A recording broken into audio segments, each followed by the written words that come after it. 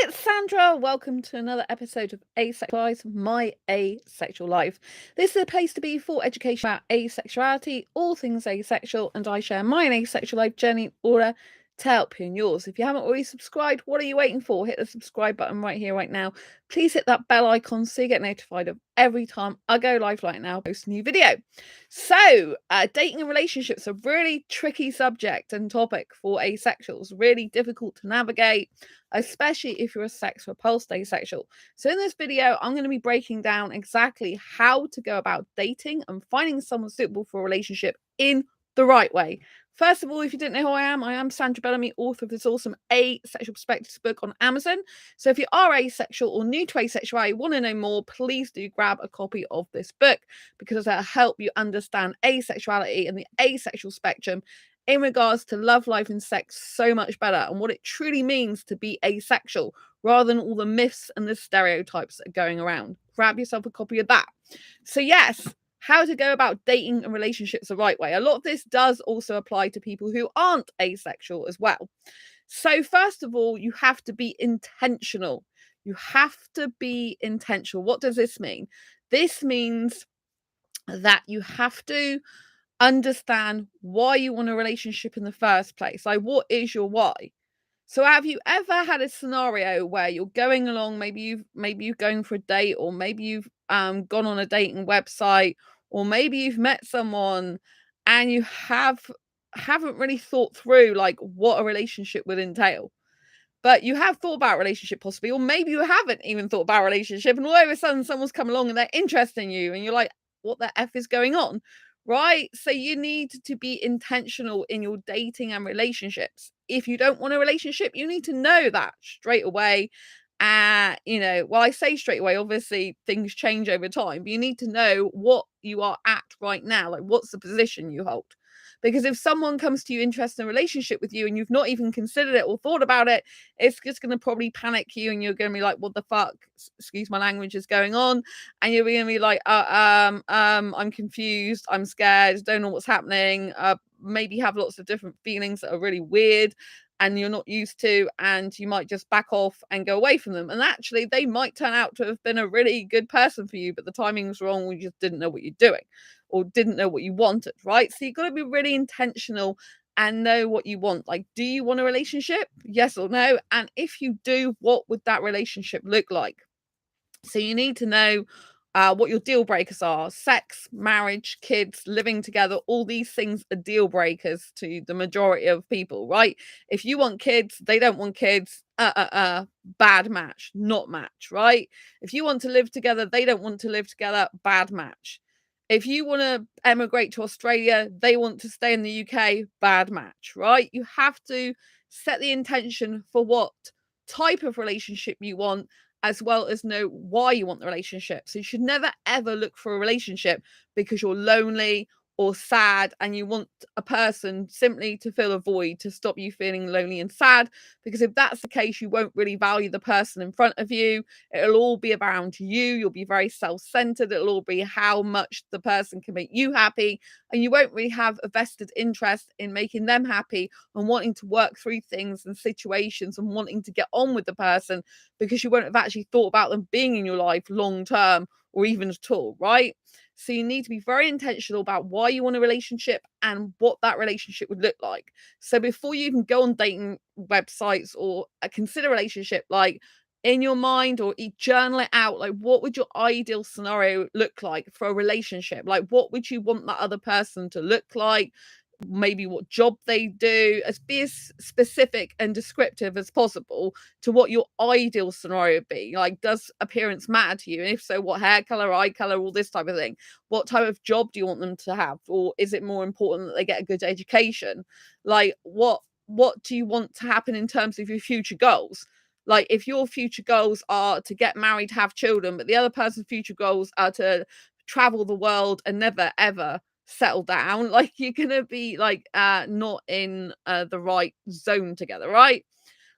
Similarly, like, what type of qualities do you look for in the person, which is even more important, because looks can fade, looks can change, so can goals change. Like, what values do you have?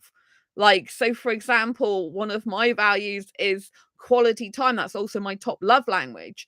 If a guy can't give me quality time, it doesn't feel good to me and it's not going to be suitable for me, because that is my top love language. Quality time. I like quality time with my friends. I like quality time with a special loved one if I had one, right? Words of affirmations is and physical touch, even though I'm asexual, are my second joint love languages. So it's very important to understand yourself as much as possible. Like, what's your love language? In other words, what makes you feel loved and special and adored by the other person or people in your life? Could be a friend, or in this case, a dating partner or romantic relationship partner, right? So do you know yourself? There's a thing called lovelanguages.com. Go there. You can actually take a quiz to find out what your love languages are. This is something I'll talk about in my upcoming book, Asexual Guide to Sex, which is an amazing book that discusses lots about relationships, not just the sexual aspect of sex, but the good qualities you need to consider before you even have sex, you know? And this is what I'm kind of talking about, some of these things now, you know? You need to decide what type of person you want. You know, do you want them to be kind, generous, caring, loyal, loving? Because you can have the most amazingly good looking person in the world and they could actually treat you like dirt. Liam, hi Sandra. Oh, lots of love, Liam. Nice to see you. And so yeah, so you can have the most amazing good looking person in the world, but if they treat you like dirt, then that's not going to be good for you, right? Some women apparently like to be treated like dirt by a man, and some men like to be treated like dirt by a woman. I personally don't understand that. I don't think there's any longevity in it.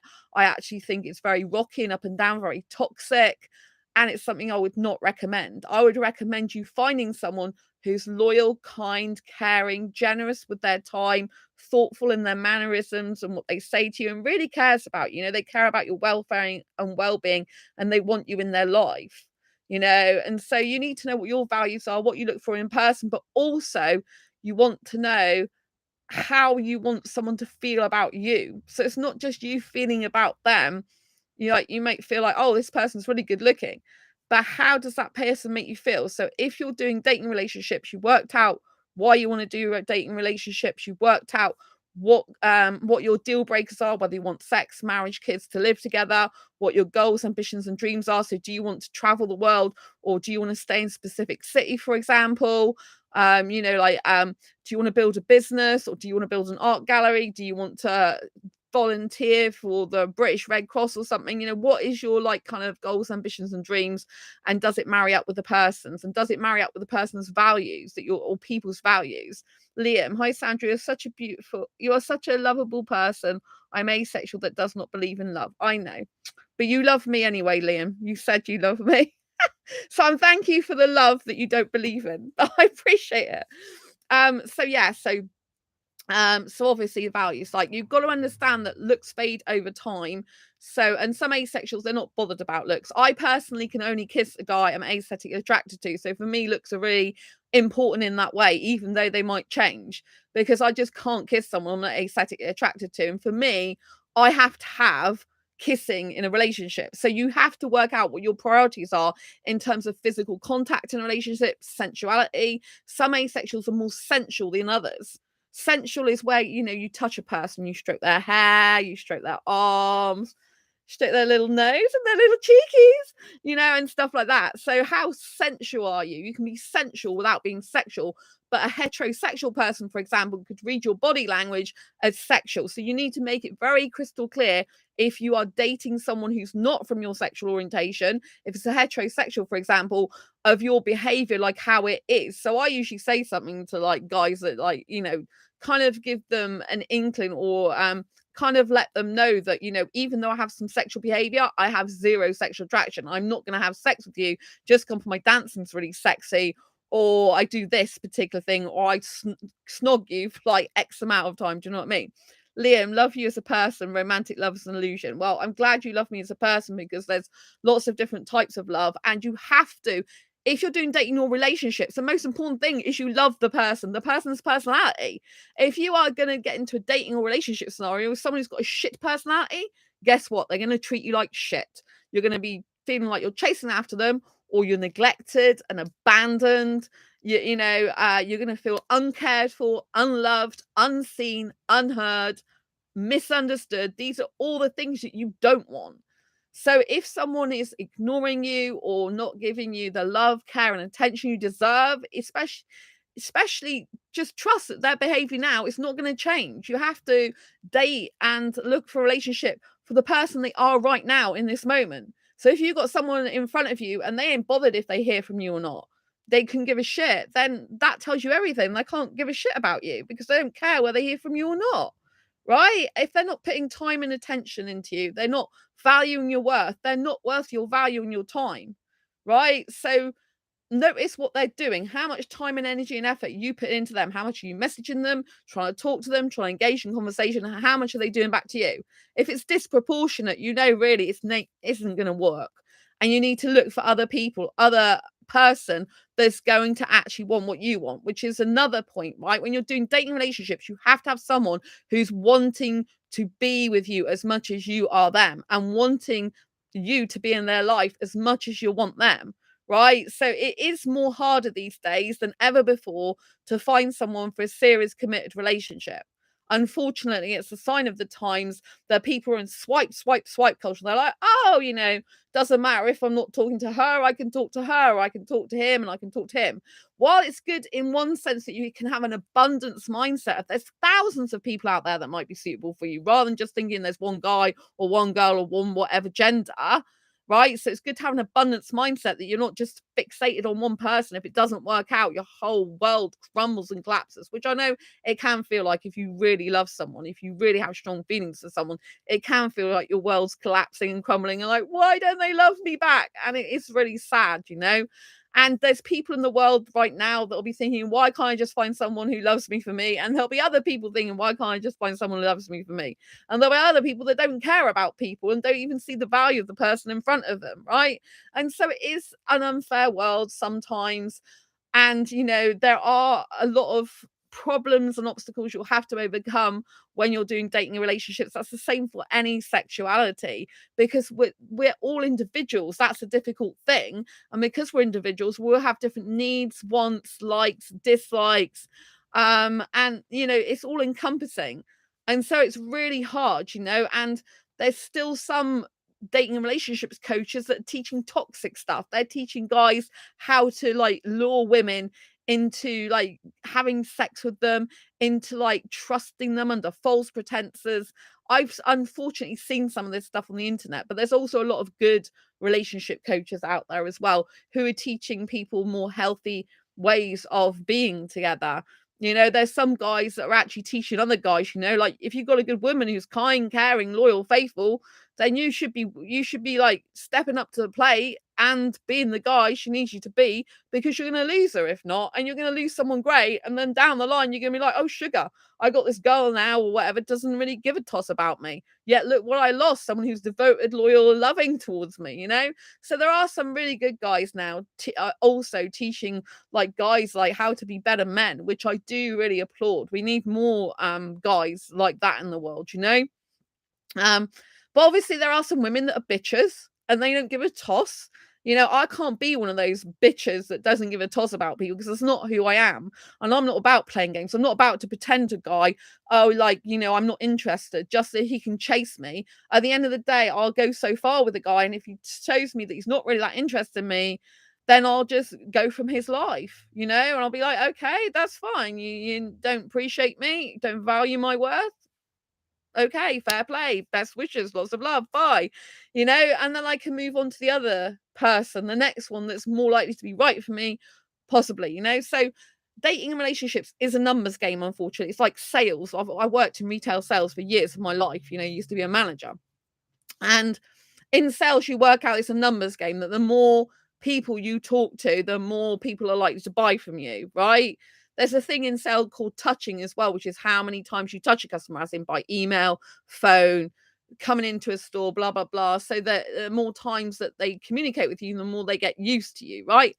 And if you do think about it, the more people that you come into contact with, even if you're selling a product online, the more chances there are of you finding the company finding buyers, and you as a buyer finding the right companies, right? So dating relationships is a numbers game. You're going to have to kiss a lot of frogs before you get your prince or princess or whatever gender you like, and so it is really tough, I'm not going to sugarcoat it. Obviously, for asexuals, it is more difficult, especially if you're sex repulsed.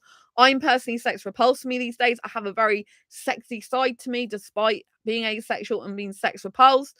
I have a very sensual side, a very passionate side. And that for me is personally really difficult because in some ways I'm much more suited to a heterosexual guy like that, right? All the kind of passion, the kissing, the sensuality, all that type of I like being that type of girl, woman, But then I have the other side of me that's like, I don't want to take my clothes off for a guy. I don't want to have sex with a guy. I'm really not interested in genitalia. And so it becomes very difficult to find someone when you're kind of in between, if you know what I mean. Kind of I've got the passion of what heterosexuals would usually have, probably more so than them, but I haven't got the inclination to have sex like they have. So that makes it more difficult. And if you're a sex repulsed asexual, I really understand you. You're a sexy woman, Sandra.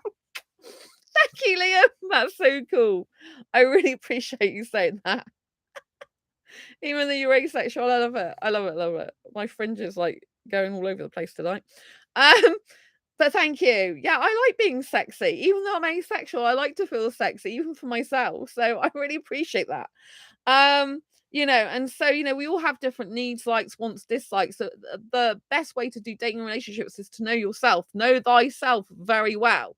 So that you're more likely to be able to find someone who's like what you are looking for. If you don't know what you want, you'll just get anyone coming at you for any reason at all, and you'll end up accepting anyone, or having all these people coming to your life that really aren't suitable.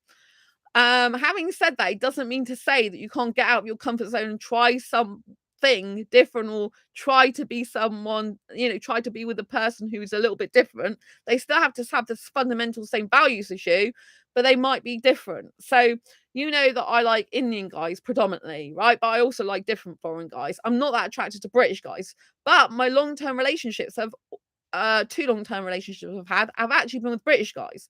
So theoretically, it doesn't mean to say I can end up with a British guy still, even though I really like Indian guys, right? And that might be the case. It might be one day that I find this amazing British guy who actually does really suit me. British Indian would be good because I'm still going back to Indian guys. But I'm saying I usually go for guys who are early to mid-20s. Thanks for thumbs up, lots of love. But maybe I'll try a guy who's a bit older, like mid-20s to late 20s or something. I did actually really connect with a guy who was asexual who was 32, but I mean he was still he was more immature than the guys I've met who are 21, 23. So just because a guy's older doesn't mean to say he's more mature, unfortunately. So never make the trap of thinking that just because someone's a certain age, that they are actually a certain way. I don't treat some people why do you like such young guys? Because they're immature, but not all the guys that are that age are immature. Right. And I can have intelligent conversations with guys in their early to mid-20s. Whereas some guys who are older, they've got nothing to talk about. Guys in their early to mid-20s are more the type of lifestyle match for me, the clubbing and the education, because I'm studying online at the moment, and personal and professional development. It's kind of like that same sort of energy. And I'm just really not attracted to guys who are older than me. I have tried to date an older guy. If you remember, I think it was in 2017 on this channel. There was a whole heterosexual guy. It felt weird even hugging him because yeah, it was just very surreal and strange. But I did do it because he looked younger, even though he's older than me in birth certificate age, which is not normal for me. And so it's not like I haven't tried it at all. But I mean, he was very heterosexual. He was too heterosexual. He's the type of guy that wasn't serious. He just wanted basically sex, and he never got it out of me. And he was actually a psychopath in the end. So I have told that story before on this channel, so you'll have to try and find it if you don't know what I'm talking about. But he was an actual real psycho with a blade in a nightclub. Luckily he didn't hurt me, but they confiscated the blade. That is how much of a psycho he ended up being. So I'm talking about not just a figure of speech, I'm talking about a real psychopath, right? So we don't want to be going for psychopaths. And also, if you watch some of my videos, because I've obviously learned a lot in my life now from the things that weren't so good, right? I've got videos on how to spot narcissists and abusers. So when you're doing dating relationships, it's very important that you understand the signs of narcissists and abusers, especially online, if you're going to date online, because a lot of asexuals will start dating online before they meet someone in person because we're so spread out. And if you're trying to even date, people these days online in general, a lot of people won't be in your same city, right? You're going to have to travel or move for a relationship usually.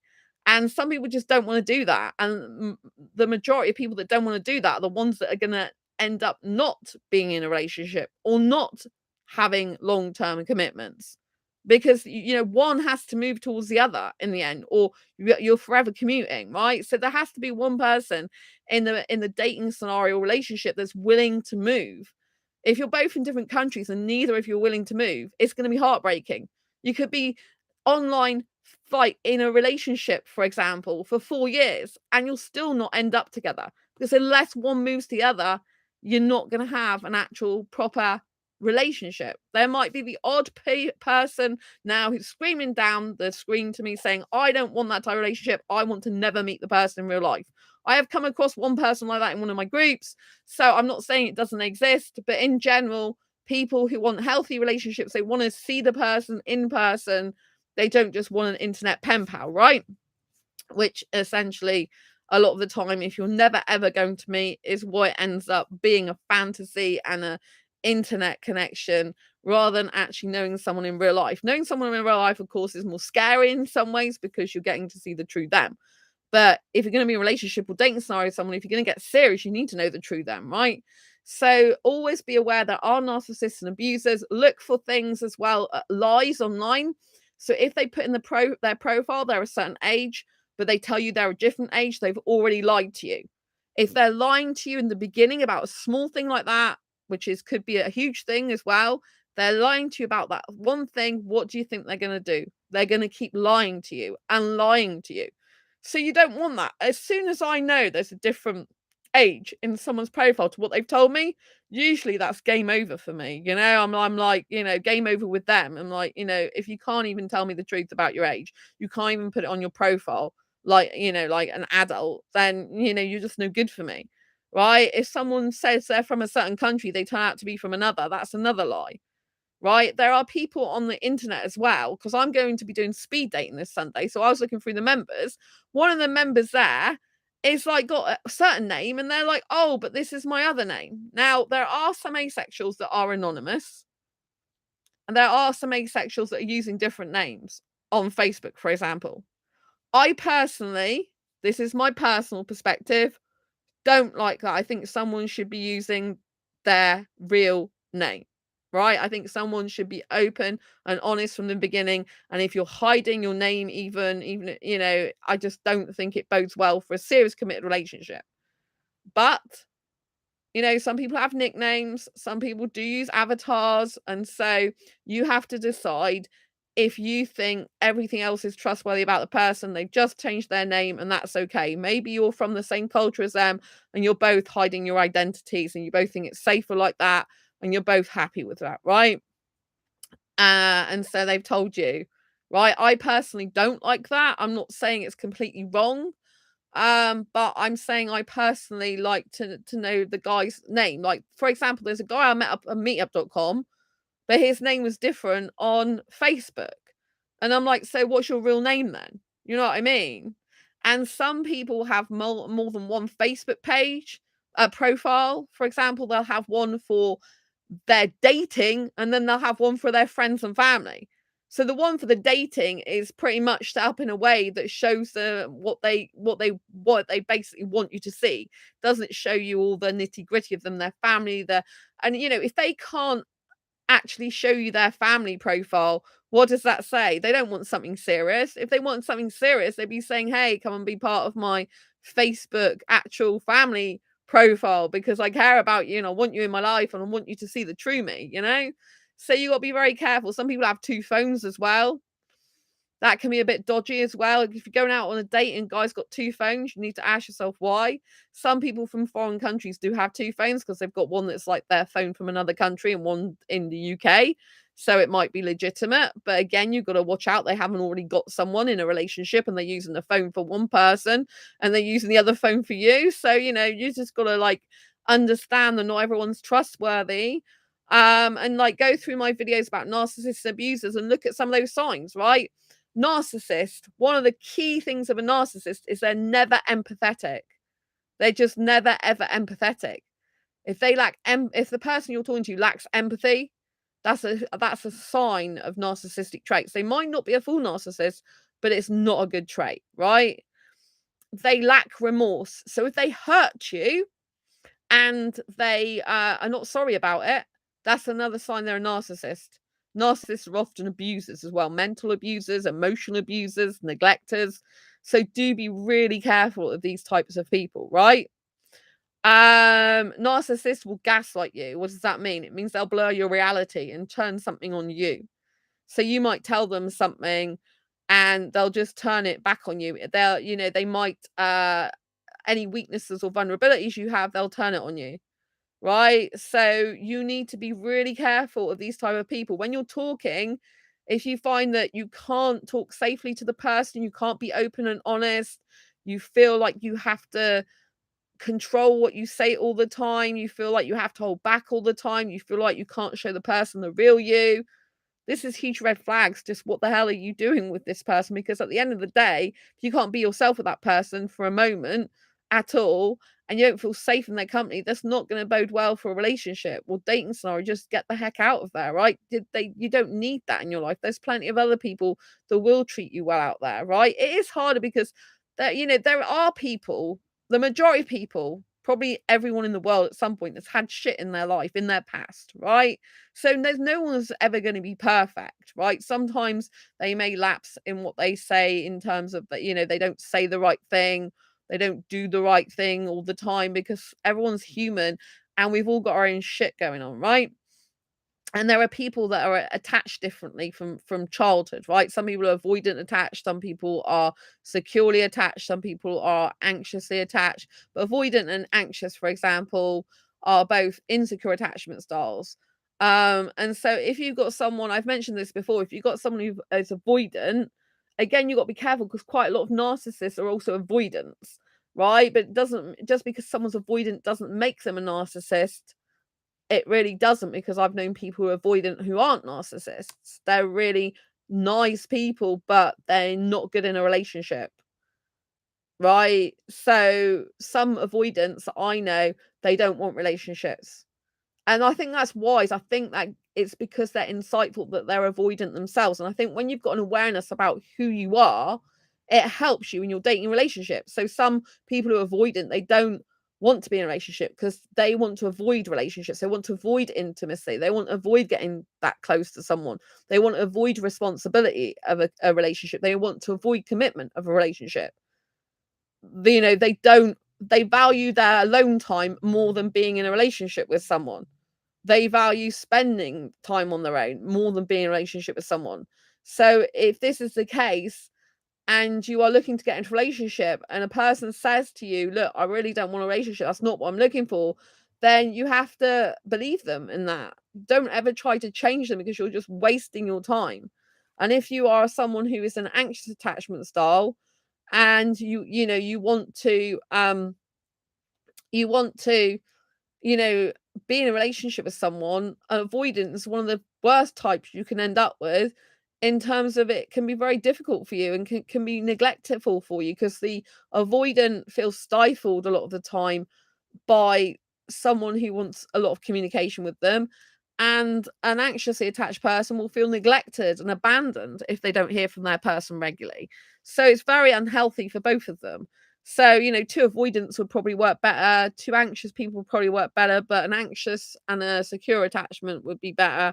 Avoidant and secure attachment would be better. So, all these types of things play a part. Dating relationships is actually quite huge, and not a lot of people think about these types of things, right? So if you are asexual, you need to be looking on asexual dating sites like asexualitic.com. I'm on that dating site. It is a monthly, not monthly, it's a yearly subscription, but then you can private message people. You can still create a profile on asexualitic.com, which I did some shorts videos on, and you can create a profile on there. And you don't have to have a subscription to actually go on the forums, in the online forum groups, right? But you do to private message, but you can put your email address in there and say for people to contact you. Don't put something like Kik or WhatsApp, because not everyone's on them. I know a lot of people on WhatsApp, I'm not, but a lot of people go, oh, like, add me on Kik. If you're not on Kik, or that person's not on Kik that you like, it's not going to happen. So just always give your email address, because then it's easy for anyone to contact you, because nearly everyone in the world's got email. Not everyone, my mum doesn't, but the majority of people do, right? So asexualitic.com, and then ace-book.net, like ace-book.net. That is free to go on. It's a dating and relationship and social networking site for asexuals. Asexuality.org is the biggest online forum for asexuals, but they don't do dating relationships through it. So some people have met their partners through there, but they're specifically a non-dating site, and they get very rigid about that. So if you try to post anything to do with what you're looking for in dating relationships, they'll say this is not a dating site. Go somewhere else, right? So there's some other asexual dating sites as well that you can look up. But you want to be strategic about what you're doing. And also Facebook groups, like if you're not on Facebook, if you really want to look for other asexuals, I would strongly recommend you create a Facebook account, and then you apply to go in asexual groups, like asexual dating and relationship groups. Now, one of the things that's not great is that a lot of people who are in asexual dating groups, they are not happy they can't find someone for dating relationships, but they're not actually looking in the groups themselves. So if you are in asexual dating groups, relationship groups, if you're in any singles groups, I run 3 dating and relationships groups, then you should be going through the members and find out what members you like in that group or those groups, right? Some people don't allow you to private message a person without having spoke to them in the group first or getting their permission. I'm fine with you going through the members and finding out which members you might like to date or have a relationship with, and then connecting with them by private message. If you're going to do dating relationships, you need to have your inbox open. It's no good saying I don't want to hear from people, but saying you're lonely and want to find someone for dating and relationships. If you're lonely, you shouldn't be looking to get into a relationship anyway, purely just for loneliness, right? But obviously, some people do like companions. Some people can feel lonely, as in the sense they would like to be with someone.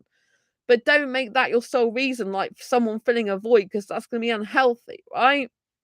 So if you're in asexual groups, post in those groups. Post what you're looking for, right? That it's hard because a Facebook algorithm doesn't show your posts to that many people, right? So you have to keep going, but keep creating posts like say, oh, this is my cat. What pets have you got? I like to play the guitar. What instruments do you play? But then you need to look at the comments and find out what people are engaging on your posts.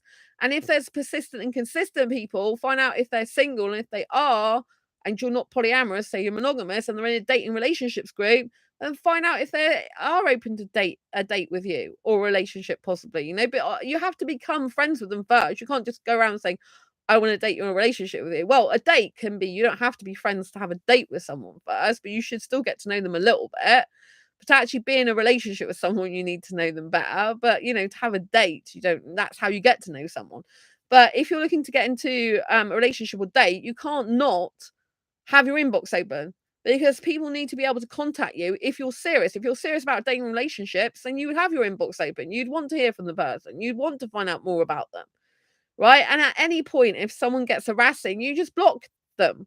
It's quite simple. You go on their profile on Facebook, you click the 3 little dots, and then you click block, right? So if you don't want to, if someone's harassing you, you do that. So you don't need to worry about, oh, but what if someone's harassing me in my inbox? That's what the block button's there for. That's what Facebook created it for. It's like, would you have someone in your home if you invited them in and they were verbally abusing you and they were like pretty much a stranger? You'd literally see them off outside the door, slam the door, and you'd never go back. That's the same with blocking. Never be afraid to block someone, right? But you might leave peacefully. It might just be they're not harassing you. They're just not suitable for you. In which case, just say, look, I don't think we're going to be suitable, but I wish you the best of luck. You don't have to block someone like that then. But you do need to block someone who's, say, harassing you, or if they've been abusive to you and stuff like that, right? If they're psychopaths, you block them, right? It's quite simple equation. Psychopath, psychotic, block them, right? Abusive towards you, block them, right? So you know what I'm saying? It's quite simple. Oh, but I feel so mean doing that. It's like, no, you're protecting yourself. Why would you allow an abuser or narcissist in your life and to stay in your life? And you're enabling that person to do that to you. You're an enabler, right? It's a bit like being an accomplice to a murder, but instead of being an accomplice to a murder, you're an accomplice to someone who's abusing you because you're allowing that behavior to happen and you're enabling it by continue to engage in conversation with them.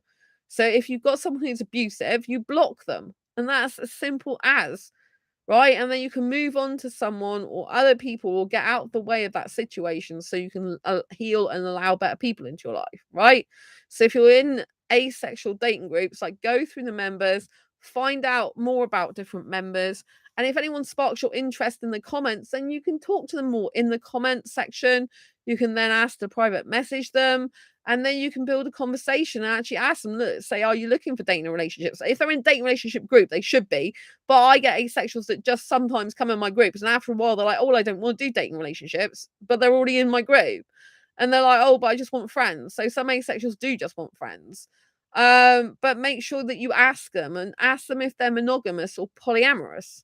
Don't just assume that everyone's monogamous or that everyone wants the same things as you. So in dating groups, you don't know what gender the person's after unless you've been looking at their comments, looking at a profile, and they've said what gender they're looking for. Don't assume, for example, that all the guys are looking for women. A lot of guys are into guys, right? So if I get a guy coming in my inbox in an asexual group, I usually ask him, like, where do you fall in the asexual spectrum? Like, are you into guys or girls? You know what I mean? So that I know, right? Also, you have to think of different backgrounds, different ethnicities, different religious values, all this type of thing. Because you can have two people who have different religions, like one could be Muslim, one could be Christian, but if one person's trying to convert the other to their religion and put pressure on them to change, that's not a healthy relationship, right? No one should be forced to change. You should love a person for who they are with their religion or find someone else. So you don't have to make the person the same as you, and you should be never making someone the same as you. You shouldn't be making someone do anything. If you have to make someone to do something, then they're not really suitable for you in the first place, right? So you're in get Facebook groups, different asexual groups for dating. Go in there, post, be very active as much as possible, comment, engage in conversation with people so it's easier for you to talk to these people. So get in conversation to get in their inbox and actually start a conversation to perhaps date, right? Especially if they're in the same country as you, right? But you have to be willing to travel or move. And if you're not willing to do that, you're just lowering your chances. And if you can't find someone, you expect them to just turn up on your doorstep, then that's not what life's like. You can't say, oh, I'm just going to wait for it to happen. Life is not actually like that, right? You have to put yourself in positions where you're open to it. This means going to do other things like activities. So you can do online stuff, which obviously I've said asexualistic.com, ace-book.net, Facebook groups. There's asexuals on Twitter, asexuals on Reddit. There's asexuals on Instagram, right? So you might start inboxing someone on Instagram, right, who's asexual. But it doesn't mean to say they're looking for a relationship. Instagram isn't really used as a dating thing. But some people find the love of their life on Instagram. Do you know what I mean? So you can use these social medias to get into conversation with them. But obviously you need to be very upfront about why you're actually in your mind, at least, like, why are you on a different site? I originally only went on Instagram so I could go to Bollywood parties, right? Which got me out of my comfort zone, right? So this is the thing you're going to have to do. If you want to date and get into a relationship, you're going to have to get out of your comfort zone. You cannot keep doing the same thing. If you keep doing the same thing as you've always done, you keep getting the same results. Doing the same thing over and over again is the definition of insanity, right? If you're expecting, oh, I want a different result, but I'm just doing the same thing over and over again, then you're not going to get a different result, right? So you need to try different things. Yes, this means getting out of your comfort zone. Yes, you might be scared, right? But the way you expand your comfort zone is by doing scary things. The way you expand your comfort zone is by doing things you're afraid of doing, so then you become less fearful of them. The way you overcome some anxieties is by doing the thing you're anxious about, right? And going through that fear anyway, pushing through the fear and doing the thing, even if it scares you, right? Because on the other side of fear is growth, is opportunities, is healthy challenges, and so you need to push through your comfort zone. Staying in your comfort zone is not going to help you. It's not going to get you to achieve other things because you're just doing the same thing. You're like on a hamster wheel going round and round and round and round and round and round and round all the time, right? So we have to be trying to do different things. So, for example, like give yourself a task of like once a month doing something different, going somewhere different, meeting a different meetup group, like approaching someone else in that you've never approached before in a dating group, for example, or being brave enough to tell the person that you really care about that you want more with them, It takes real guts to do that. Right. And so, you have to not fear rejection either. You have to get used to rejection. The more that you speak to different people, the more they reject you, the more you get used to it. I rejected. Do you think I'm worried about it? No. I'm thinking, right, okay, you're out the door. Next. You know what I mean? And yes, sometimes I get really sad. Yes, sometimes I get really emotionally attached. Yes, sometimes I have love feelings for someone. And it does really, really, really, really hurt at the time with some guys, right? Really, really, really. And I wish things were different. And I wish things like could change, but I realize the more that has happened, the better it is to try and move on as quickly as you can, and heal. Some people it's harder for me to get over than others. Guys, I'm talking about because I'm not interested in women. But like you can't meet the right person if you're with the wrong person. You can't meet the right person if your heart is open to too many of the wrong people, right? I always say this on this channel, right? So I'm very aware of my time, right? I do have space in my life for a guy at the moment, romantically, because I got my two best friends, and then I had two close friends, one of whom's left my life now, which is fine. They go back to their country in a few months. Not that many months actually, a couple of months, and they've decided that that's it, which is fine. And then, my other close friend, they, like, got a girl in their life now, who's their bestest friend, but they spend and got a job now, which I'm really pleased for them, but obviously, I don't have that communication much anymore with them because they're too busy, which is fine, right? But when this happens and people move out of your life or spend less time with you, it just means there's more space in your life for more people. So what I'm trying to get at here is if you are talking to people who are not really interested in dating or relationship with you, then you're wasting your time because there's people out there that do really want a relationship, do really want to date, and someone is going to want you because you are so unique and there's going to be someone looking for you in the world. Like the world is vast. There's going to be at least one person looking for you or more looking for you, right? And so if we're spending our time, energy, and effort on people that don't value our worth or the people that aren't the right fit for us, and we're giving our heart away to someone over and over again, then it's wasting our time because the person who really values you, wants you, and wants an actual serious committed relationship, they can't find you because you're too busy loving or caring about someone who really is not a good fit for you. Right. So we have to be quite ruthless with ourselves and say, hey, okay, I need to get over this person so I can move on to a better person suitable for me. Like, it doesn't mean to say that everyone's a bad person. They're just not a good fit for you. They're just a bad fit for you, right? So you just need to move on. Or maybe they were a good fit for you at one point, but sadly things have changed and they're no longer a good fit for you. It happens, right? It's difficult, but it happens. And so we have to move on, right? I've seen one channel recently, which I don't personally think the person's giving very good advice some of the time on that channel. And one of the things they're like saying is, oh, don't cut off from an ex. And absolutely, you should cut if you've been in a relationship with someone and that person was not good with you, or that person was giving you mixed signals, or that person was abusive, you should be blocking them. I'm not saying you need to block every single ex, but you know what I mean? If it's someone that's no good for you and you're gonna have all these feelings for them, you can't get over them, still being in connection to them, you should cut them off. And one guy literally he's a message going, oh, I was messaging this woman for like 6 months, we were really close, and then she's like going away from me and hardly hearing from her for weeks, and then she comes back again, and then she's going away again, and then she's coming back, and he's like, oh, help. And I just messaged saying, just block her, right? Clearly she's not that interested in you. It's no good being up and down with someone. This is not a healthy relationship for anyone. If anyone's got this up and down business with you, up and down, this is not a healthy relationship. Because that woman is not going to value or respect that guy when she can pick and choose whenever she comes back into her life, his life, sorry, whenever she comes back into his life and whenever she goes out again.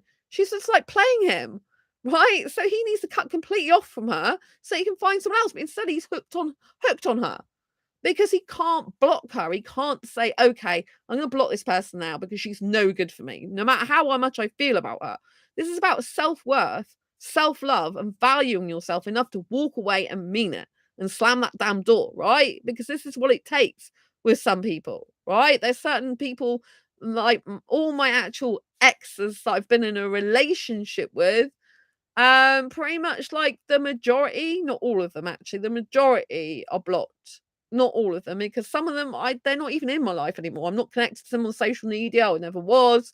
And so they're not in my life, Um, and some of them, like, you just, like, they've got their own lives. They're not interested in me. I'm not interested in them anymore. So, but if you've got someone who's just messing you around all the time and they're coming backwards and forwards in your life, and one minute they're really into you, the next minute they're not, that person's no good for you. It's just an up and down rocky ride and it's getting you hooked. It's like it's like a fishing rod, right? And you've got this little worm and you're a fish. And it's like worm dangle. Oh, I'm going to eat part of that worm now. I feel tasty and satisfied, right? I feel tasty and satisfied. It's tasty and I feel satisfied, right? And and maybe you want to go for the whole worm and you get the whole worm that time. And then the next time, the worm, you just end up like snipping the last bit of the worm off. And if you know about worms, they grow back usually again, even if you cut part of their body off, right? As far as I know. There'll be someone who goes, no, certain worms don't. But anyway, so anyway, as far as I know, that's right, if I remember correctly from childhood. But anyway, so just pretend if it doesn't really happen, but it does, as far as I know, a worm can still like regrow its body or keep going if you cut part of it off, I believe. But I might be wrong about that. So anyway, just pretend that does happen anyway. So if they cut like the little end of the worm off, they still got the rest of the body, they wiggle off, right? So basically the fish is just getting tiny little bites, right? And sometimes they get the whole thing and sometimes they get only tiny bits, and the rest of the time they go get nothing. And when they get nothing, they get really hungry and they're like starving, right? And it's like, oh my God, I'm starving for that thing and I need to get the worm now. This is what it's like in an unhealthy, toxic relationship or dating scenario. They give you a bit of themselves, they dangle in front of you, they give you little bites, and then they retract. They might give you whole big bites of themselves, and then they retract. And then you get nothing, and you're like dry. And this is like the push-pull scenario, and it's really unhealthy. You actually want someone who's very stable, who's persistent and consistent, who messages you like you know that you're going to be messaged or each day. You know that you're going to be like included in their life each day. They're going to want to share their life with you. They're going to voluntarily tell you things about their life. You're going to voluntarily offer information about your life to them. You're going to be like interested in each other as people, as personalities. You're going to be like talking healthily to the person. Like you're going to be very caring and kind and nurturing to them. If you need to bring up difficult conversations, you can do it with them and they can do it with you, because that's how you get strong in a relationship, not by avoiding things, but the way they do it. Like if they just go, I hate you doing this, rah, rah, rah, that's not going to help. But if they give you the cold shoulder and start sulking, that's not going to help. But if someone comes to you and say, hey, I noticed you did this, but I really don't like you doing that. That's not behavior that I like. How can we work on this? How can it be changed so that I feel comfortable? That type of thing. Some people are just incompatible, right? So you have to know that some people are just incompatible. Some people have a huge attraction to each other, but they're not actually compatible for dating or relationship scenario. And that's really hard, because just like sexual attraction between sexuals is very, very high. With asexuals, you can have strong aesthetic attraction. You can have strong romantic attraction. You can have strong emotional chemistry, right? And also you might have aesthetic attraction for a heterosexual, for example. They might have strong sexual attraction for you. So there's a mismatch of attractions that aren't the same, and that could be complementary, or it could cause issues. So you've got a whole load of things to deal with, right? But dating is supposed to be fun. A healthy relationship is supposed to make you feel secure and loved and wanted and cherished and needed and respected. Respect is a very big thing. If the person that you are talking to does not respect you, then you can't have a healthy relationship with that person. And you don't want an unhealthy relationship. You want a very functional relationship, right? There are some people that, that they're used to patterns of bad behavior, so they'll go after someone who's bad for them, and they'll ignore or push away or downplay the person who's actually a good match for them, because they're so used to unhealthy relationships. They'll think that it's normal for a woman, for example, to treat them like shit. It's normal for a woman to just be like, "Oh, I really love you, babe. Can you do this for me? Can you like pay for this for me? Can you take me here? Can you do this, that, the other?" And then they're like, "Oh, I'm going out tonight. Like, I'm going out with my mates." And then I'm going like, "Oh, I can't see you for a week. No, we're not going to chat for a week." And then she's off out with other blokes, and and you end up, the guy ends up being a doormat without even realizing it. But a guy might like that, and a guy might think, "Oh my god, she's amazing because she doesn't contact me all the time. I have to chase after her," because there's something biological to do with heterosexuality, particularly in sexuals, where they're programmed kind of like to, especially guys traditionally, to chase women.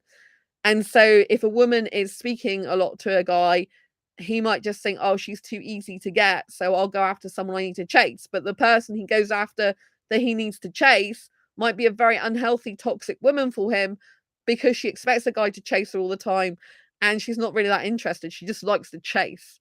Right? So don't be fooled, whatever gender you are, into thinking that certain behaviors um, you know, are all healthy, that you might think are healthy, and the ones that you might be like, "Oh, I'm not sure about this because the person seems like too interested in me." Don't think that's unhealthy. Like, a person should be, if they're obsessed with you in a bad way, it's not gonna be healthy, right? But if they are really committed to you and really want you in their life because they're really, like, invested in you as a person, they really respect you, they really care about you, they really value you, then appreciate that, right? Like I said, I've known people who they attract like dirt by someone else, yet they'll keep talking to them, pay them more attention than the person that's actually treating them really well. And they won't see, because the person that's treating them well, they're not used to being treated so well. So they think something's wrong and weird, and they maybe they're less attracted to them in a sexual sense, for example, or less attracted to them in this push-pull sense. But actually, it's more healthier to be with someone who is like consistent and persistent and in that person's life daily, and wants to be in that person's life daily, right? And you should have the person should be enthusiastic about you. If you've got someone in your life that's not enthusiastic to hear from you, that's not enthusiastic to talk to you, that's not enthusiastic for you to be in their life, that's a huge red flag. They're not really interested in you, right? Anyone who's seriously interested in you would be like, their eyes would light up when they see you, when they talk to you. They would be grateful and thankful for you being in their life. They'd want you in their life, right? And if they're displaying the opposite, if they like displaying like, "I couldn't care less about this person, I'm indifferent about this person's not interested in you for a serious relationship, and I wouldn't even waste my time on them," right? Because at the end of the day, you can give them a little bit of time, because I do recommend that sometimes. I recommend, like, seeing how the ground lies, like, you pay attention to them, they pay attention to you, you see how much attention they pay to you compared to how much you're paying to them, how much texting they doing compared to how much you're doing. It's not because it's a competition, it's because you want equality.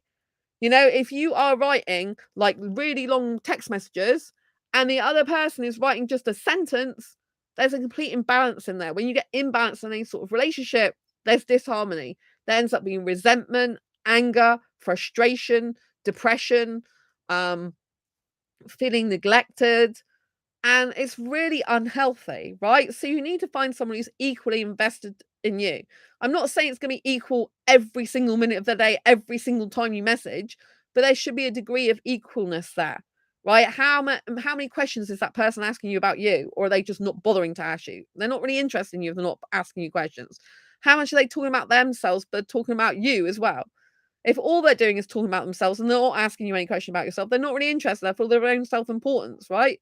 But if they are only asking you questions about yourself and not sharing anything about themselves, that is a huge red flag, because they are trying to get you emotionally hooked on them usually, so that you've let down your guard, you've revealed your vulnerabilities, so they know how to press your buttons, but they've revealed sweet FA about themselves. So that can be a narcissistic tactic. So a healthy person would talk about themselves a bit, would ask you about yourself, would reveal things about their day in their life that they want to share with you and open up, and you would do the same with them.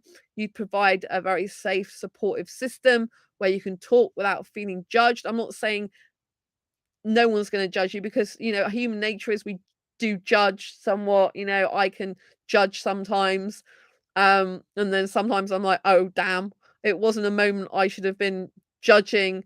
Like, because obviously sometimes you might think a friend or a dating scenario wants some advice when really all they want is a cuddle or a hug and to feel better and a hair stroke or something, right? So, like, if you're judging situations, sometimes you might give them advice and they might not want you the advice. So it's a good idea to say, are you wanting advice right now, or you just want a hug? Are you wanting a listening ear, or you wanting advice? You know what I mean? Um, so dating and relationships, you really have to know all these dynamics. So what else can you do? So we've already established that if you do the same things, you keep getting the same results over and over again. So this means you have to do something different, go out of your comfort zone. So on meetup.com, for example, they have asexual meetups, and I'd highly recommend that you go to different asexual meetups around the country if you're looking to date and find a relationship, because you're much more likely to find someone else in another city or town that's different from your own. And so, one of my friends, he spent 3 months going around all different meetups, asexual meetups in the UK, just to find the love of his life, and that was his mission. He decided that he had his own home, he was settled in his job, but the one thing that was missing in his life was an asexual woman for him, asexual girl for him. Right, and so he decided that's what he wanted to do, and he got out of his comfort zone. He's introverted, but got out. He went to like parties and stuff, went a bit wild and stuff, because he would do whatever it takes to find the love of his life. He found the love of his life 3 months later, and they are married, living together happily ever after. And he cherishes and adores his wife. He's always in picture with her all the time, right? It's always him and his wife. He's very traditional like that, and I love that about him. I really do. He's British, and he's really, really, it's always to do with him and his wife. They're like complete soulmates, best friends and everything, right? And you need to know what qualities you want in terms of like a person. Do you want them to be your best friend, even if you've got other best friends? Do you want them to be like your soulmate? Are you looking for someone who be the love of your life? Are you looking for someone to share your projects with, to share your hobbies with, to share your interests with? Or do you want complementary hobbies and interests? You can have two people who do have some different personalities, but they complement each other. You can have someone who's introverted, but with extrovert tendencies, and extroverted with introverted tendencies. Right? Or you could have someone who's extrovert with an ambivert, they ambiverts between introvert and extrovert. So, all these things need to be taken into account. If you've got an introvert that only ever wants to be indoors, and an extrovert that only ever wants to go out, that's most likely never going to work, because there has to be somewhere in between, right? But if two introverts just love spending all the time indoors, then, they might be better for them. Although I would say to anyone, to have healthiness in their life, it's good to go out and do some stuff or meet some other people. So in terms of like, where can you find different people? Um, you could go to like join different clubs. You could go and join a gym. You could go dancing, go to dance classes. Like I've started going to Bollywood events in my city, which I started last year because I like Indian guys. I'm like, okay, where am I going to find some Indian guys? Like, where do they usually hang out? I'm like, oh yeah, Bollywood events, and I love dancing. But if I didn't love dancing, I wouldn't be going. You know what I mean? I'd have to find something else. Like maybe there's a course somewhere in Indian cooking. I hate cooking, even though I post those cooking videos. So I wouldn't usually go, I don't want to go to a cookery class, for example. Maybe I should go and do that and meet some Indians. But see, that would be right out my comfort zone. But I hate anything, like I hate cooking. And I don't want them to give them a false pretense that I'm gonna really enjoy cooking when I don't like it. So, and I can't usually eat Indian food anyway, so I think that would not be very good for me. But, meetup.com, I'm doing the speed dating event. Never tried that before. Virtual speed dating in my life, so that's gonna be really good. they stipulate you've got to keep your camera on the whole time, and if you're a no-show, you're out basically. So it's important that if you're serious about finding a relationship, you do keep your camera on, because you shouldn't be hiding yourself. If you're hiding the true you, then no one can have a relationship with you and take you seriously, because they're not with you, the real you, are they? They don't even know the real you. So you have to be willing to get out of your comfort zone, willing to be vulnerable, willing to open up. If you're not, then go and work on yourself first, going to a therapy and decide, like, how can I be comfortable with being vulnerable? How can I be comfortable with being open? What skills do I need to learn to change myself? Because if you really want a relationship that badly, you'll do whatever it takes to change yourself in your life, to go and find it, right? Whatever it takes. You'll be relentless and determined to succeed no matter what. And eventually you'll get there, right? And so, on meetup.com, they have like art classes, dance classes, social groups for different activities. Some do hiking. Um, I have like entrepreneur groups on there. It's really difficult, because I saw on there that in London they have like lots of meetup groups for dating in London. It's like, if only I was in London, I could go to a lot of dating groups then. Maybe I'll have to take a trip up there. But one of the other things I'm thinking about doing is going to Bollywood events around the country. But I've got a lot of stuff to do in my career at the moment. I'm going to Disneyland Paris for a holiday by myself in May, which is going to be incredible. I'm going to be speaker in Oxford University on the 23rd of October, so I've got to pay for accommodation for that. I got my best asexual friend coming next month for my birthday, so we're going out for a few days for my birthday. It's gonna be incredible. So I got quite a lot of expense coming up, and also my course to do, my book to finish, Asexual Guide to Sex to finish, which is a long, lengthy editing process. So you've got to understand, like, before you do dating relationship, like, what space have you got in your life for that person, right? Have you got space? Could you make space? Like, if you did end up living with a person, have you got enough wardrobe space for them? Where would they sleep and all this lot? Would you want to sleep in the same room or not if you're asexual, right? Obviously, like, on meetup.com there are asexual meetup groups, but they're non-asexual meetup groups. So you have to decide if you could possibly be with a sexual person. I could possibly be with a heterosexual guy, provided he really didn't need sex and he wasn't going to have an affair with someone. I believe there are some heterosexual guys like that, but they would have to be like of the type that they probably never had sex in their life, or they're really not bothered about it having it again. You know what I mean? So there's that to take into consideration. And okay, there's more traditional dating sites like plentyoffish.com, Tinder, which is an app, but it's predominantly known for hooking up. Facebook dating, I used to have quite a lot of success with Facebook dating in terms of getting dates, video dates, in-person dates, but a lot of them just want to hook up. There's a lot of other, if you just Google dating sites, there's a lot of other dating sites as well, So meetup.com, I've said, but there's also Match is got various dating groups on meetup.com as well. Match.com is an actual dating site. eHarmony.com is a dating site. So there's a lot of dating sites, but you have to work out what you want. Like, I don't want to hook up, and a lot of the people on dating sites is hookup culture. I think it's good if you can meet someone in person, like an event, like a dance event, or like maybe you go to a Star Trek event or something, or maybe you go to a museum or art gallery, or you just go to different events like a comedy club, where you go and do something different that you're not used to doing, and maybe you'll find the right person there. But obviously you can meet people in the supermarket. It's not likely you're going to meet another asexual in the supermarket, but you can. It's not impossible. I've met people in supermarkets and no other asexuals.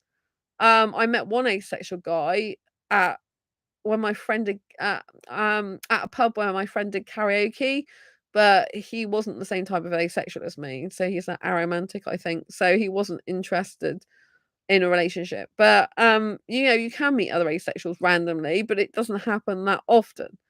Obviously, if you go into nightclubs, you can go to LGBT plus friendly nightclubs.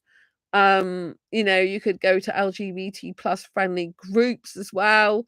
But if you're not a sex repulsed asexual, then you have got a lot more scope, because obviously you can use traditional dating sites. for a demisexual, just explain to them that, you need a deep emotional connection before you can commit, before you can actually feel those feelings of love or sexual attraction. And if a person's wanting to rush you, then it's not going to work, is it? So again, you'd have to move on.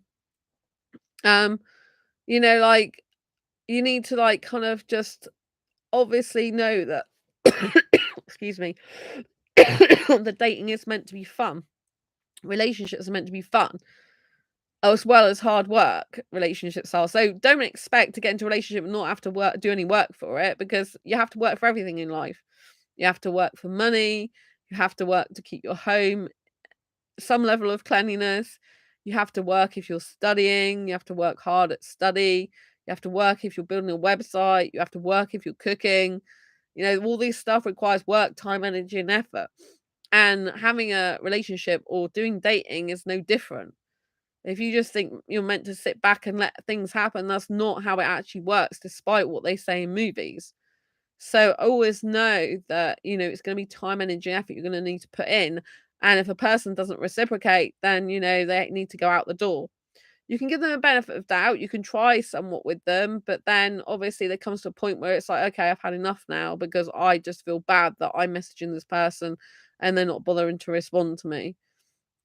And so if that's the case, then you'll need to just let them go, because they're not that bothered or interested in you, to be quite frank, and you don't want people like that, because that doesn't make you feel very good, you know? So try different things, go to different meetup groups. You could go to a concert, go to the cinema, go for out a walk in nature, go for a rambling club, go for a hiking club, go for a camping club, go to different meetup events with different types of age groups, go to different activity groups, start a new class, uh, connect with people online more, wherever you think that the type of person you might like is hanging out, then do it. But also be open to the idea that the person that you think you want might not be exactly who you end up with. So, like I said, like, it's not impossible that I might end up with a British guy still, right? I mean, British guys usually don't give an F about public displays of affection. They're not usually so reserved. Some foreign guys can be very reserved like that, which is no good for me. So some British guys, I really can't give a stuff nor monkeys what people think, and they will just kiss in public and cuddle and hold hands, and they don't worry about anything like that. Obviously, it's the same sort of culture that I'm used to a certain extent, but I'm not a housewifey type. And in Western culture, there's still a lot of women who are expected to do housework and cook and clean for the guy, and I hate that. It's not who I am. It's really weird that at one of the Bollywood events I went to, there looked like there was a British guy there who kept looking at me, but because I was so interested in Indian guys, I didn't really allow him to, like, come across over to me. Like, I saw him looking at me, but I could have, like, smiled and like, kind of like invited him to come by my smile and look, but I didn't, because I like Indian guys. So, but he might be a really nice guy. So obviously, like, body language is important. Like, are you being standoffish with a person, or are you being open? Like, when you are meeting people at meetup groups, go around and chat to people. If you're introverted, pick one person to speak to at a time. But you're gonna have to get out of your comfort zone. It's no good saying, "Oh, I'm introverted, I'm staying indoors all the time, and I'm expecting to meet someone for a relationship or dating." Unless you do stuff online, it is not gonna happen. So you need to go and push yourself, push through your fears and boundaries, and go and do something. Yes, it's going to be scary, but life is scary sometimes. It's more scary to think of all the people, opportunities that you're going to miss because you're not getting out of your comfort zone. Just think, like, I know some asexuals are really lonely and they do want someone in their life, right? And so you need to go out and be proactive about getting it. Because if you're reactive, if someone comes in your inbox and you're reactive, you could get a total douchebag because you weren't expecting it. And so you could find that someone's not who you want them to be, or wish they were. And that's another thing, do not project. We all do projection, unfortunately, but a lot of the time, or to a certain extent, but try not to project. So if you've got somebody who comes into your life, don't make them who you want them to be if they're not actually like that. And this one's really difficult because a lot of the time we're like, oh, if only they did this, if only they did that, or maybe they'll be like this. And what's really bad is sometimes someone can be really amazing in the beginning. Like they can be super into you, messaging you, sharing their life with you, really into you, and then all of a sudden it starts tapering off. They get bored or they can't really bother to put any work in because they weren't that interested in your first place. Maybe they were just sexually attracted to you. And you always want them to go back to the way they were in the beginning. You always wish they're like, oh my God, they were so amazing in the beginning. Like, I'll just need to give them time to get back to being that person. It just doesn't work. It wastes your time. And so, like you can give someone the benefit of doubt, but don't let that benefit of the doubt last very long. And if someone comes back into your life and says, oh, I've really changed, like, okay, where's the evidence? Give me some concrete evidence that you've changed. And if someone comes to you saying, oh, I love you and I miss you, but what's changed? If they left your life for a reason because they weren't that into you and they haven't changed that at all, then it's going to be no good for you. It's just going to lead to heartache and pain. So always look towards the people that come into your life as, the the basically might be the right one for you rather than the people that are going out the door or only half in your life anymore. Right? You can't give your time to everyone. So if you've got someone in your life that's not really into you, you're basically holding yourself back by continuing to be in conversation with that person. Whereas you could be meeting someone amazing who's like, oh my God, you're what I've been looking for, like having decent conversation for you, having intellectual stimulus, which is so important. Like I experience intellectual attraction. And so unless I've got someone who's really intellectually stimulating me, who can hold a good conversation, I will get bored with them in the end. I can't be in a relationship with a guy who doesn't talk intellectually with me. Yes, he might be cute or good looking. Yes, I might be really into him and attracted to him. But after a while, if he doesn't have intellectual conversation with me, I'm just going to get bored. I'm going to be thinking like, what the hell am I doing with this guy? He's not actually giving me anything valuable in my life. I can't have a decent conversation with him. Like this life is going to, if I want to spend the rest of my life with this guy, it's going to be very, very boring, right? So you need to be looking for someone who stimulates you in all the ways as much as possible that you want, whilst realizing you can't be stimulated all the time. And that has to be a degree of calmness and peace and tranquility. You should be with someone who's like lifting you up, making you feel good and special and important to them, giving you positive emotions, right? So if you go into a dating scenario, say you're meeting someone online, but you just get bad vibes from them, then you don't need to progress that, you know? You could ask them some more questions to ascertain whether your basically vibe you're getting from them is not good, is the truth. But if you have intuition or gut feeling or just that they're giving you bad vibes, then just leave that scenario because at the end of the day, you're only going to be miserable. You can give them doubt for so long and that's it. You just got to say, okay, that they're not really into me. They're not really that interested. I'm getting feelings of a negativity and bad feelings, and I don't deserve that. I deserve someone who will make me feel great and incredible and positive and optimistic, One of my best friends, like we usually message each other daily. There's a couple of best friends I got, right? And most of the time we message each other daily, but one person sometimes needs to take more time out than the other. And the other person like in my inbox every day. And like we really like are supportive and encouraging of each other. It's really nice. So they'll tell me what they've done in their day and difficulties they have, and I'll tell them what I've done in my day and difficulties I have, and the things that we've done will like encourage and praise each other on, saying, "Oh, that's amazing, really well done. I'm so proud of you." And then the things that we found difficult will like empathize with each other and say, "Oh man, that must have been so hard for you. I'm really sorry that happened to you." And just that really good balance of, like being and feeling that person's pain and being empathetic towards them, as well as actually experiencing their joys and happiness and seeing how courageous they've been and successful in their day, then this might be just doing something small. It might be like or it might be small to some people, but any achievements, like if someone's just got maybe they got depression, they've just got out of bed, and they managed to like get up, that's something to praise them for.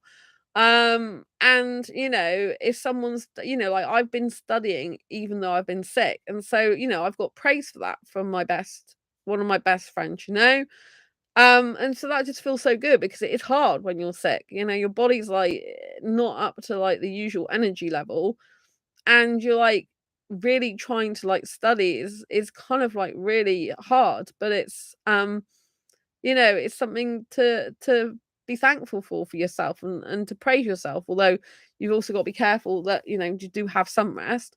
So you need to look for someone who like encourages you and makes you feel good in the things that are positive and important and successful, and who encourages you to be the best version of you, and who also is there to share your trials, tribulations, disappointments, upset and pain with you, who you really feel is like a comrade and a support system for you, and a pillar of strength to you, right? Because life is a roller coaster. It's going to be up and down.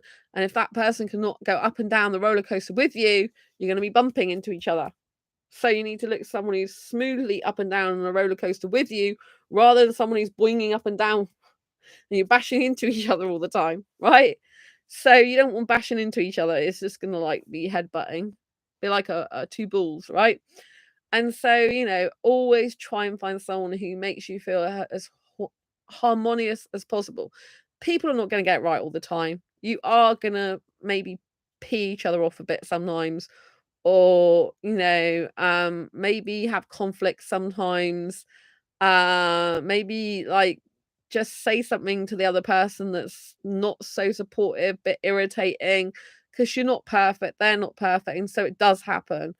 I'm not perfect. Sometimes I put my foot in it. I will say something, then I realize, oh, that's judgmental. And what they really wanted me to say and do was to be supportive towards them. And so I'm like, oh, I'm sorry about that.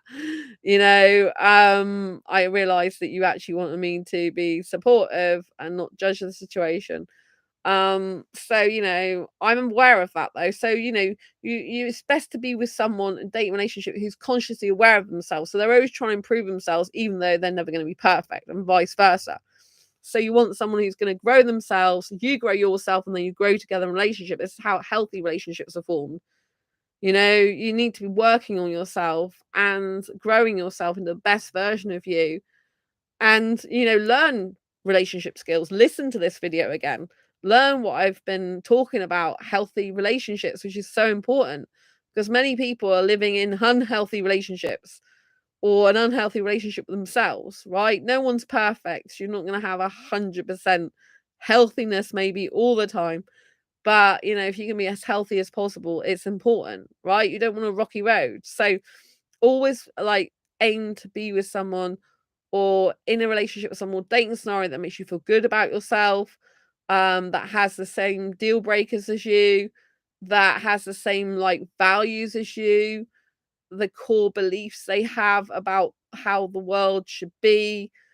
So for example, if you get someone who's like really snobbish about class, and you, for example, you're working class and they're like medium or upper class, and all they're doing is saying, oh, the working class are a pile of shite or something like that, or they're rubbish, and then you are not going to get on with that person. That person's going to act like they're more superior to you, right? um I'm coming from a working class background, by the way, technically working class myself, so um so yeah. Uh, you know, if you have someone who's got a higher paid job than you, but and they look down on you because you've got a lower paid job, whichever gender you are, then that's not gonna be good. You shouldn't have someone looking down on you. You shouldn't have someone who thinks they're more superior to you. You shouldn't have someone who is thinking they're better than you. You should have someone who does, who does contribute things, who does give like their input, but in a healthy way, in a way that's good, that's not saying they're better than you, but might be just a different point of view. But they shouldn't be looking down their nose at you or anything like that. If they think that their religion's better than your religion, then that's not good. You should both respect each other's religion. If one person's short, the other person's tall, and one person doesn't respect the height of the other person, they like, oh, you're just a shortstop or something like that, and they're taking the mickey out of the height, then again, that's not good. It's putting you down. You don't want someone like that. You want someone who values your worth, your time, your energy, your effort, who values you being in their life, who wants you in their life, who makes you feel good about yourself and vice versa, who respects you, who thinks, my God, I'm really happy they're in my life. I want them to be in my life. I want to hear from them. I like spending time with them, where it's virtually or in person. And, so you just need to be doing this. Like, when I'm going to be doing speed dating, I'm going to have to ask the questions like, do you want sex, marriage, or kids, or to live together? I don't want any of those 4 things. So that's going to be like quickly out the door in it. And there's certain age groups I just know that unless I'm asexually attracted to the guy, I'm not going to be interested in. And you had to like pick a age, and I had to pick 18 to 25 and 25 to like 35, or was it 18 to 24, 24 to 34? Because really, I look for 21 to maximum of 28 usually, and it's kind of like I have gone up to 32 before. Like I said, but it's getting a lot more older for me. Um, and so, yeah, I thought, like, obviously 18 is too young, I think, for me. I need 21 and upwards, but you couldn't do it in the age groups. It's either 18 to 24, 25, and then 24 or 25 to 35. And I thought it's better to go up to, but I mean, if there's a guy who's 35, he's probably way too old for me, Um, I think, unless he looks really young. Um, and so, yeah. But, it's good to get out of my comfort zone. It's good to try and talk to different people.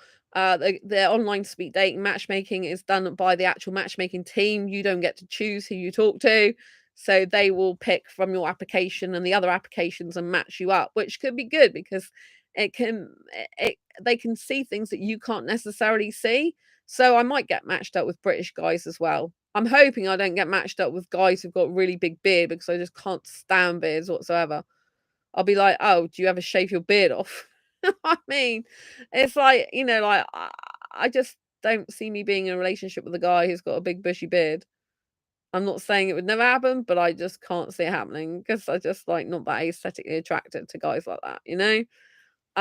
So I have to wait and see who they pair me with. But it'll be interesting because I'm not choosing. I think sometimes, like I said, it's good to like let someone else do the choosing for you for a change if you've not done good choosing for yourself. They can see compatibilities that you can't by the answers to the questions. So I'm really looking forward to it. But again, how many people in speed dating is really looking for a serious committed relationship, and how many are just looking to stroke their ego, are just looking for someone to talk to because they're lonely, or they're studying in the UK and they're just looking for someone to chat to or date or have a relationship with short term while they're in the UK for study, And so I can already tell by some of the chat for the event that there's some people who are quite fake in there. They're just saying stuff like I've heard before. It's like they've copied and pasted it in the group chat, event chat. So it's like, that really puts me off. But if they are fake, then they're probably not going to show their face on camera, and they'll just be disqualified anyway from the speed dating. And if they haven't filled in the form, they won't get through anyway. So I think that people who are the organisers, I think they will do a good job because they're used to doing this because they run a matchmaking website. So yeah. So that's another thing, you might want to put advert in a paper as well sometimes, or online publications, because sometimes they have like space for like looking who you're looking for in terms of dating and relationship. So you could try that. But yeah, try speed dating, virtual speed dating if you get a chance, or try in-person speed dating. Just try whatever you can. Just try different things until eventually you find the one you're looking for, which is yourself, obviously. But besides yourself, yeah. So just keep going. I know it's very difficult if you're asexual, especially if sex repulsed, but you have to be upfront as well. Tell someone you're asexual. Don't leave it for many, many dates thinking, oh, the person will just come round to loving you, and by the time they've gone on X amount of dates from they're not going to be bothered whether you're asexual or not, and don't have sex, because if they like sex, they want it, they need it. It doesn't matter how long they've been with you, they'll need to have that, and it'll be a very painful experience if you don't tell them. So tell them on the first date when you first meet them, or before you meet up in person. Like when you're doing speed dating on camera, tell them you're asexual, you don't like sex. Just be upfront about it. Because it's better to be upfront and honest than waste each other's time, which is what I've said. You don't want to be wasting time, but you also want to be spending time trying to find the person who is right for you. So yeah, give things a try. See what happens, and I wish you the best of love, life, luck, happiness, and everything else in between. Take care. Lots of love. See you on the next video live stream. If you've got any value out of this video, if you thought anything was great, good advice, then please do comment below. Give this video a thumbs up. Share it with your friends.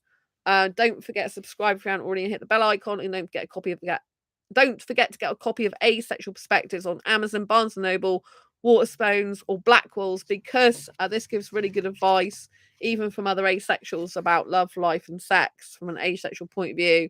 And about, like, if you are an asexual that doesn't mind compromising with sexual stuff, and you can find some stories about that. If you're an asexual that says repulsion, you can find something in here about that.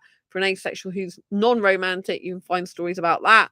One asexual person is in here, has a relationship with a sexual, and they don't have sex. So, it's a really insightful, delightful look into asexuality and what it feels like and is like to truly be asexual in this highly sexualized world.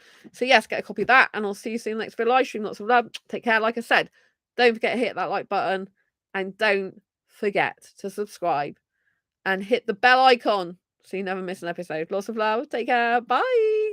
Mwah.